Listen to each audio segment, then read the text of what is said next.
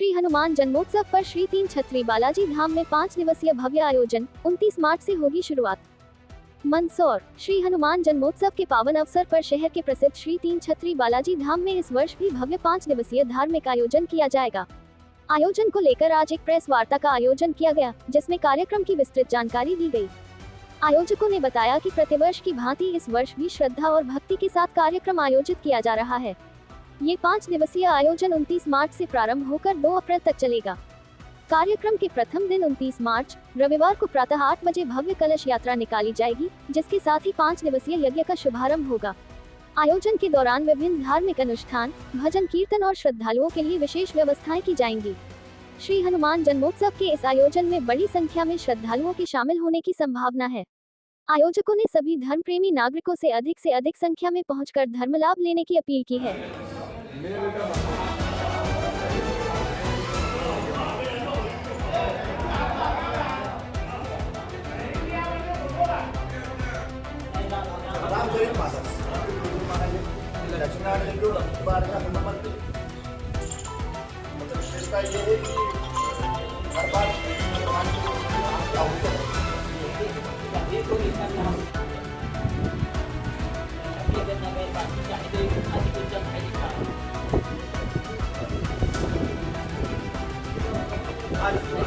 सभी से यही कहना है कि इस शुभ अवसर में अधिक से अधिक संख्या में लाभ लें और अपने जीवन को सफल बनाएं, क्योंकि अगर एक दिन यज्ञ में बैठ जाएंगे तो उनके करोड़ों जन्म के पाप नष्ट हो जाते हैं और आपके बिगड़े हुए कोई भी अगर कार्य है और निष्काम भाव से अगर यज्ञ में बैठेंगे तो भगवान की कृपा से आपके तत्काल ही कार्य संपन्न हो जाएंगे।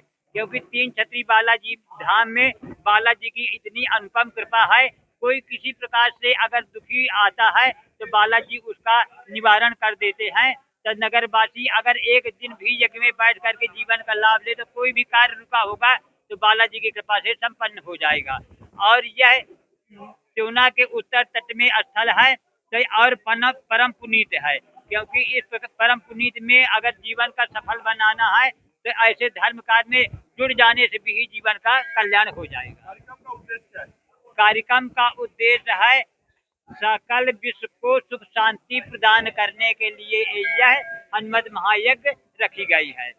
लगातार देखने में आ रहा है कि कई देशों के बीच में युद्ध हो रहा है, ऐसे में भारत और किसी और देशों के बीच में युद्ध ना हो, उसको लेकर अगर निष्काम भाव से धर्म कर्म से जुड़ जाएंगे तो कोई भी शक्ति भारत की तरफ आंख उठाने के साहस नहीं करेगी।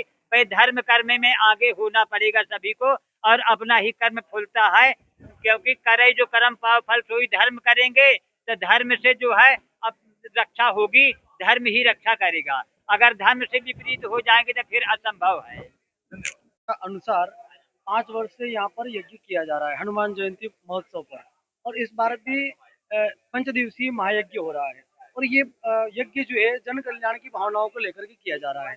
हमारे यहाँ शास्त्रों में एक बात कही गई है कि त्रेता युग में तपस्या और साधना करने से ईश्वर की प्राप्ति होती थी और द्वापर युग में यज्ञ करने से ईश्वर की प्राप्ति होती थी, और अब कलयुग में जो है भगवान का नाम मात्र लेने से ईश्वर की प्राप्ति होती है। लेकिन यज्ञ में बैठना ही एक साधना है, वो एक तप है।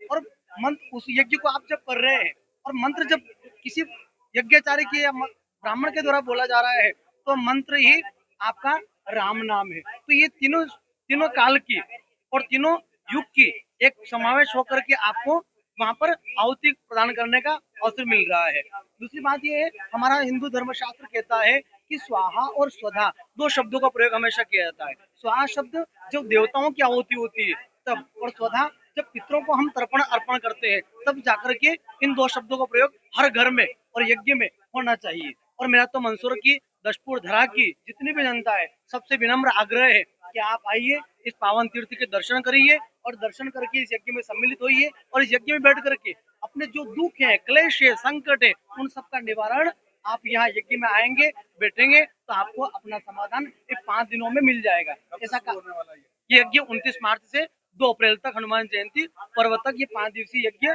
रहेगा। तो इसमें सबको सम्मिलित होने का मेरा आग्रह है। जैसे